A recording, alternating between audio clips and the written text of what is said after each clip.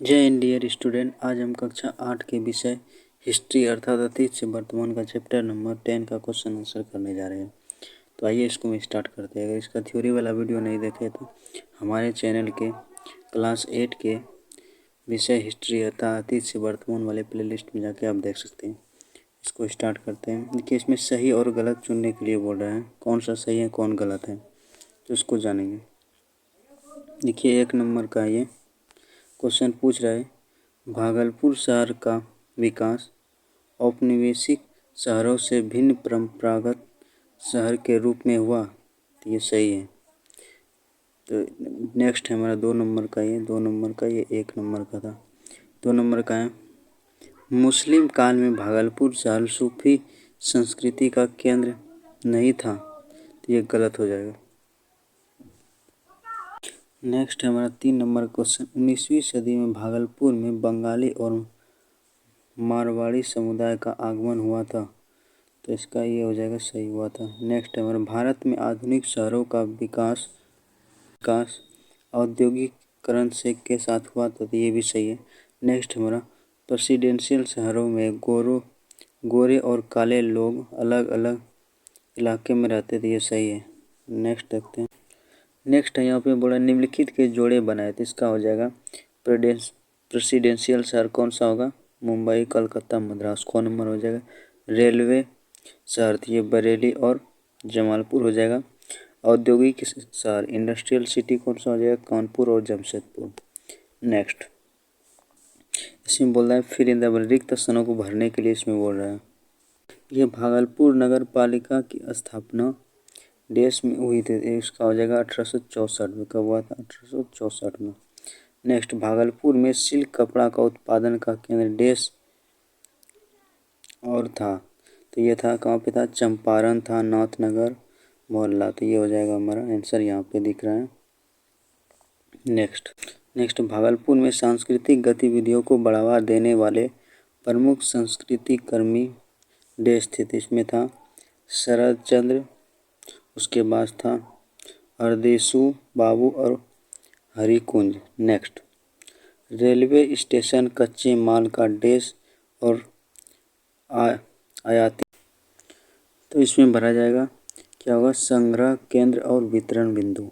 Next, कालजयी उपन्यास देश की रचना शरद चंद्र चट्टोपाध्याय ने की थी, इसका हो जाएगा देवदास।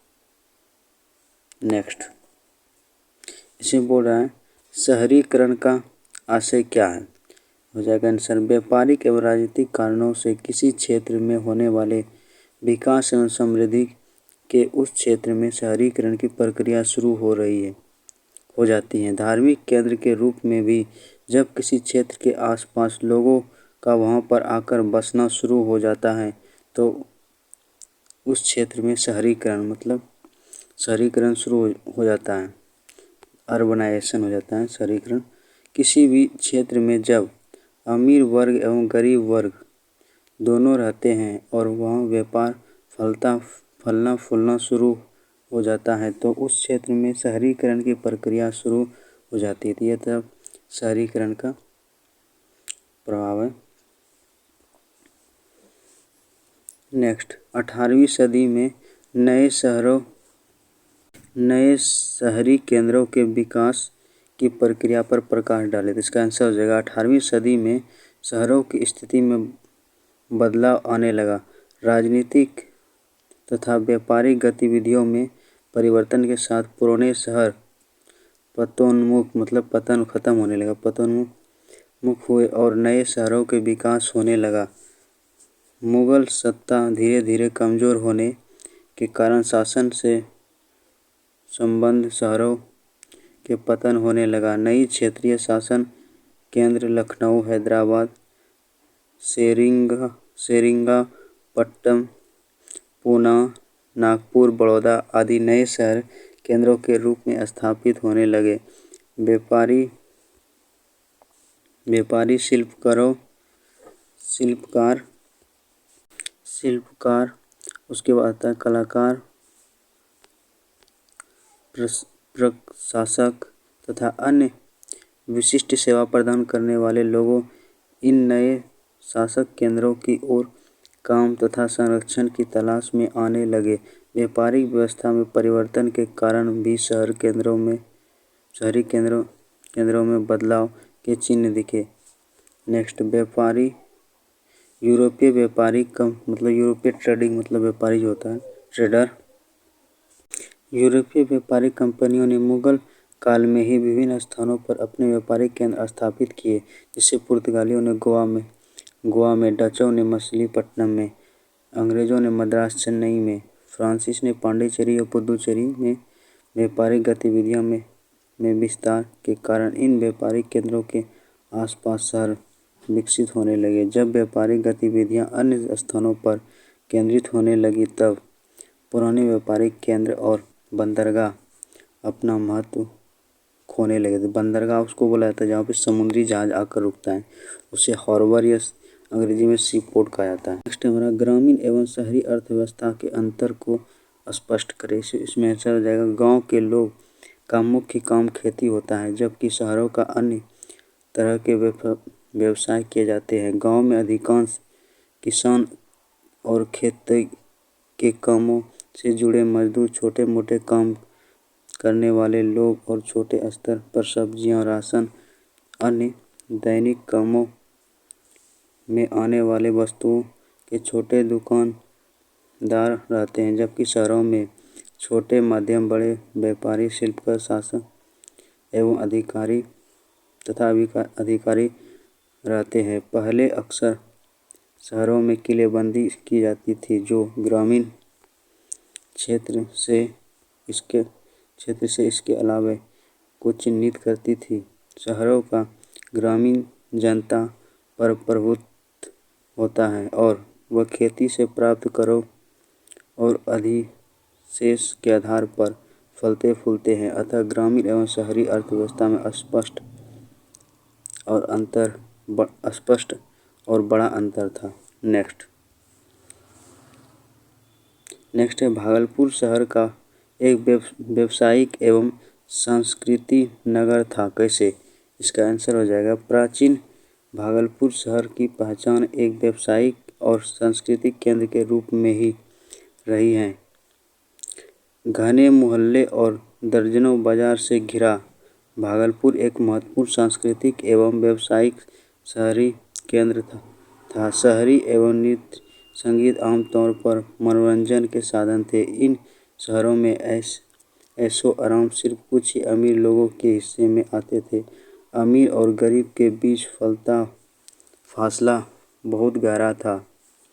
यहाँ व्यापारी, अधिकारी, सरकारी, छोटे बड़े कर्मचारी, कारीगर, जुलाहे, बुनकर, मजदूर, हर वर्ग के लोग रहते थे। रेलवे विकास और शहर से सटे रेलवे और गांव नदी के किनारे बसे होने के कारण शहर की व्यापारिक गतिविधियों में और भी तेजी आई, जिससे महत्वपूर्ण व्यावसायिक शहर के रूप में इसे विकसित होने का अवसर प्राप्त हुआ। यहाँ बैंकिंग, कंपनियों के विक्रय एजेंट के हड्डी के काम के अतिरिक्त सिल्क, सूती, ऊनी कपड़े, किराना, अनाज, तेल, थोक व्यापार होता था। इस शहर का सबसे प्रसिद्ध उद्योग सिल्क का कपड़ा तैयार करना था। यह व्यवसाय बहुत पुराने समय से चला आ रहा था, जिसके कारण इसे सिल्क सिटी भी कहा जाता था। किसे कहा जाता? भागलपुर को। यहाँ का कपड़ा यूरोप के देशों में भेजा जाता था।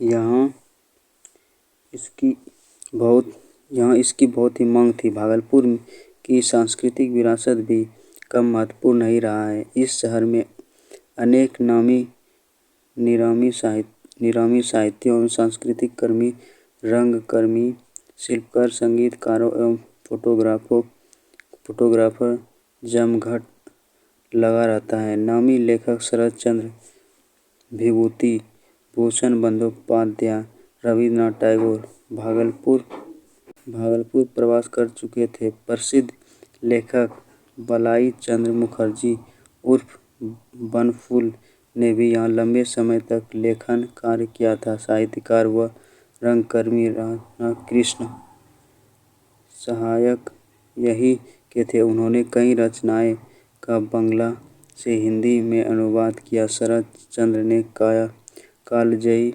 उपन्यास, देवदास विभूति भूषण बंदोपाध्याय ने पाथेर पंचाली का सृजन भागलपुर में ही रहकर किया था। अतः भागलपुर शहर एक व्यावसायिक एवं सांस्कृतिक नगर था। नेक्स्ट क्वेश्चन है हमारा, भागलपुर के सिल्क सिटी रेशमी शहर का कहा जाता है, क्यों? इसका आंसर, भागलपुर शहर सबसे प्रसिद्ध उद्योग तसर सिल्क का कपड़ा तैयार करना था। यह व्यवसाय यहाँ बहुत पुराने समय से चला आ रहा था। इतिहास, इसलिए इस शहर को सिल्क सिटी भी कहा जाता है। यहाँ 1810 में करीब 3275 हथकरघे चल रहे थे। इस व्यवसाय का प्रमुख केंद्र चंपारण और नाथनगर मोहल्ला था। रेशम एवं सूती की मिलावट से बाफ्टा तैयार किया जाता था। यहाँ का कपड़ा यूरोपीय देशों में भेजा जाता था। यहाँ इसकी बहुत ही मांग थी। इन्हीं कारणों से भागलपुर को सिल्क सिटी या रेशमी शहर कहा जाता है। नेक्स्ट, इसको ध्यान में रखिएगा, ये हमारा मोटिवेशन है। और नेक्स्ट क्वेश्चन है, शहरों के सामाजिक परिवेश को समझाएं। इसका आंसर हो जाएगा, शहरों के कई तरह के व्यवसाय किए जाते हैं। यहाँ हर वर्ग के लोग रहते हैं। शहरों में व्यापारी, शिल्पकार, शासक, अधिकारी, कामगार, मजदूर, बुनकर, जुलाहे प्रायः हर वर्ग के लोग रहते हैं। पर यहाँ की मुख्य तौर पर 3 वर्ग दिखते हैं। एक तो बहुत अमीर लोग शासन या व्यापार से जुड़े होते हैं। दूसरे वर्ग मध्यम वर्ग जो कि शासन से जुड़े अधिकारी या कर्मचारी होते हैं। तीसरे वर्ग मजदूर या घरों में काम करने वाले कामगार और अन्य बेहद गरीब लोग। अमीर लोग सुविधा संपन्न घरों या आलीशान भवनों में रहते हैं, जबकि गरीब लोग झुग्गी झोपड़पट्टी में। यहाँ सुविधा बिल्कुल नगण्य हो। तो ये यहाँ पे इसका चैप्टर का क्वेश्चन आंसर खत्म हो रहा है। अगर इसमें कोई त्रुटि हो तो हमें कमेंट में ज़रूर बताएं, ताकि हम नेक्स्ट वीडियो में उसको सुधार कर सकें। वीडियो देखने के लिए धन्यवाद। Thanks for watching this video.